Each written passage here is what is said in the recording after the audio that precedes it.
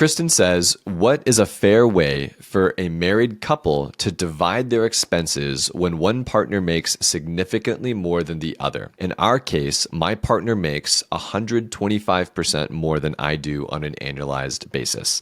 Thanks so much. Robert, you want to kick this one off? Yeah, so Kristen B., I think this is a great question. And more people, this is definitely something that didn't happen a lot 10, 20 years ago, but it's certainly happening now. And I really love it because if you can break this down proportionally and take each share and say, okay, your partner makes 125% more than you, so you break down the math of what your percentage should be then of the totality of the monthly bills, and that makes it much more reasonable and fair for both parties. I think it's a great conversation to have. I think it's really smart to do, and can be for just regular money-making, earning couples. It doesn't have to be just in affluent couples. This can be for any random couple out there that's doing well, that's building their wealth, and they're really enjoying life. So keep that in mind. Break it down proportionally, just like you've alluded to. I just think it's a great strategy to have the financial conversations early. We talked about this in an episode a long time ago. Get these conversations out of the way even before you're married if you can. What does our future look like? What is each person bringing to the table, good and bad? And I think you'll be in great shape. This is a great question, Kristen B. and Robert. I appreciate that answer. I'm going to take the other side of that. I'm going to say that it shouldn't matter. You guys are married. You guys have a joint checking account. You guys are paying for expenses anyway out of this joint checking account. It's like, hey, how much does our household make? Kristen, let's say, for example, you're making 100. Your spouse is making, let's say, 225,000, right? That 125% more. So together you're making $325,000. It shouldn't be, oh, my spouse makes more than me, therefore they should pay more of the mortgage or they should pay more of the groceries or more. It's like, no, you guys have $325,000 a year. Let's call it post-tax. We're talking about $260,000 a year or about $20,000 a month. Let's say you have $20,000 a month that gets deposited to a joint checking account. Out of that joint checking account, we pay our mortgage, we buy our groceries, we pay our utilities, we pay for our insurances, we pay for, all the other different things that go with running a household. We set money aside for our retirements. We are saving for our vacation, right? It's an our thing. It's not like my expenses and their expenses because they make more than me. I will be in this situation with my fiance, soon to be fiance, and who will turn into my wife. I make 10 to 15 times more than she does on an annualized basis. I'm an entrepreneur. I'm a business owner, right? I just make more money. But at the end of the day, we're going to have joint checking accounts. We're going to have, all of our money go into one spot. We'll do that after we get married, obviously. And then we'll make decisions with our money because we are married and it's our money. It's not my money. It's not her money. It's our money.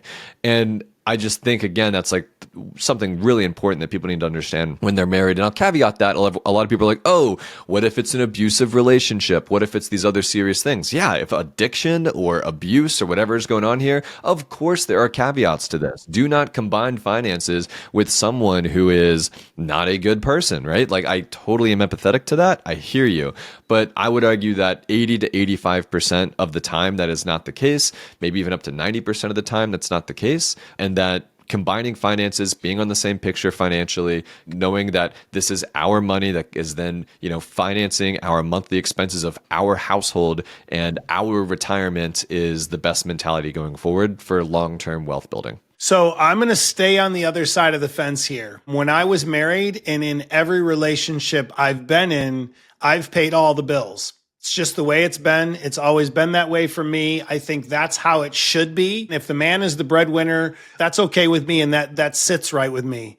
But I think in modern society, and we have to be cognizant that we do have a divorce rate of 50% or higher right now as we film this episode.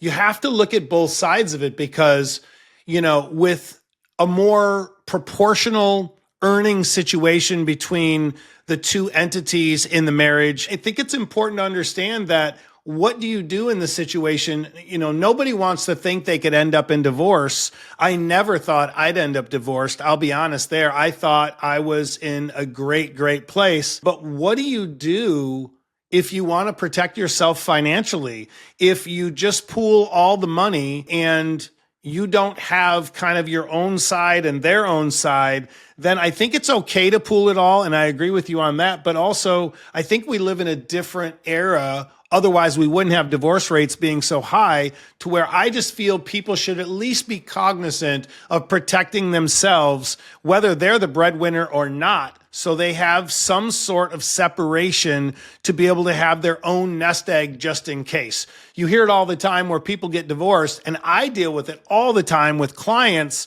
where they get divorced, and let's say it's a traditional husband and wife marriage, and the wife then fights for her portion of whatever is there, or worse, the husband was misleading her for years and they didn't have the money that she thought, and then she's got to go out and start over, or maybe it's flip side and he's got to go start over. It's just a little scary to me. So I like where your head's at, and I just disagree with it a little bit, because I feel that not necessarily that it should be proportional on the bills, but that there should be some separation so each person has their own accounts when it comes to their retirement. Oh yeah. I mean, everyone has their own Roth IRA. They've got their own, 401k, all that fun stuff. I mean, that's just smart.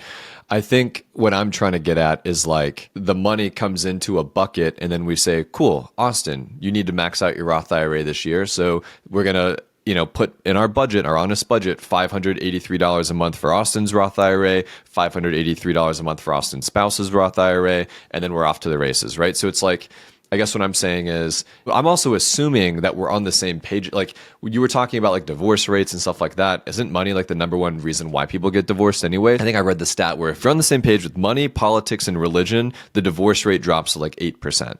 Oh, I bet.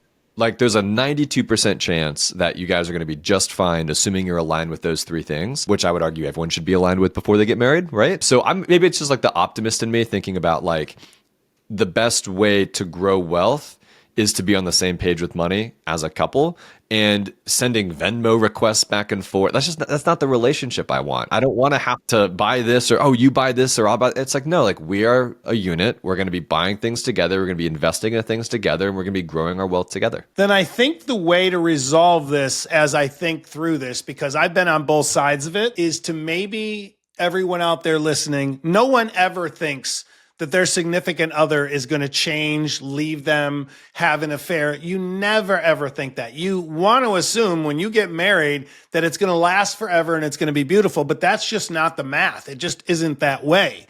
And so I would say then a way to cap this off would be maybe you have a life meeting once every 90 days where the two of you sit down, you look at the books, you look at where you're at, you look at the spending habits, and you say, okay, what are we doing here? Is everything on track? Are we getting off track? Is one person spending way too much? And you figure it out. And I think that would be the best strategy moving forward to keep the romance going, because you're right. I knew a couple that would Venmo each other back and forth for stuff. I thought it was very, very terribly unromantic. I would never, ever be in a relationship like that. I'm old school. I believe the man should pay all the bills. That's just the way it is. But then does it get tricky if there's more an equal balance in the financial set of things? For me, it has never been that way, but for others, maybe it does. So I think that's where a financial life meeting could come into play and really kind of unpack it for both parties to make sure that there's no money constraints that someone is holding back and not sharing with their significant other. I think it comes back to our favorite phrase of broke people react, wealthy people forecast, right? Every 90 days, every 30 days, every 60 days, it doesn't matter how often, more often than not though, you and your significant other, right, your spouse, the person you're married to, y'all should sit down, pen and paper, and forecast what the next month's budget's going to look like. Hey, we're going to make 20K this month. My name's Kristen. My spouse's name is whatever.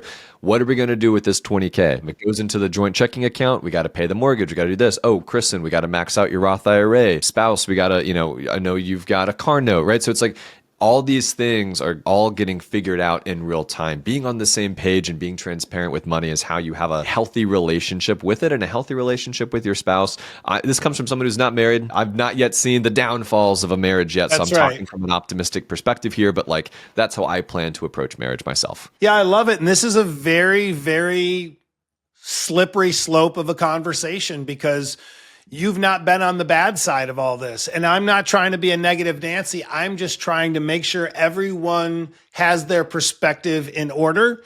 I did a call with a very, very wonderful woman. It was a one-on-one call a couple months ago. And she was telling me the story that she thought that her and her husband were wildly successful. She never touched the bills. She never knew anything about the money. She just did what she wanted. And it never mattered until the day the sheriffs came to the house and said that there were 3 mortgages and the house was getting taken by the sheriffs.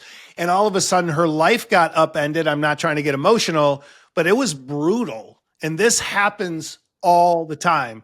So don't take this as negative. This is just me giving you the best experience and information I can give each and every one of you to make sure to keep the romance, but also have these meetings, have the hard conversations so you always know where things stand.